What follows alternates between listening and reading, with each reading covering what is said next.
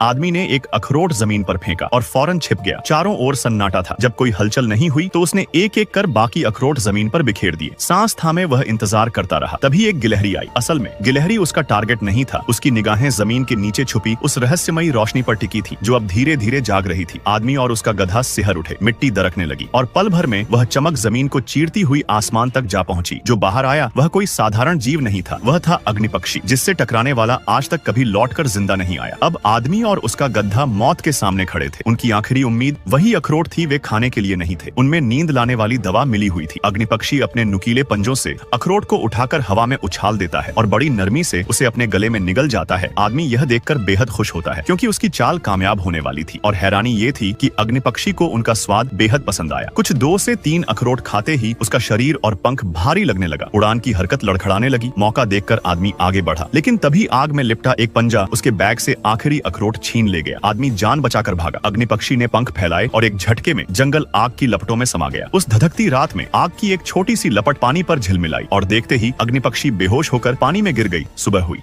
किसी तरह आदमी ने अग्निपक्षी को तार की जाली में कैद कर लिया था। जलता हुआ परिंदा उसे घूर रहा था। तभी उसकी आंखों से एक आंसू टपका। ऐसा लगा जैसे वह बिना शब्दों के आजादी की भीख मांग रहा हो।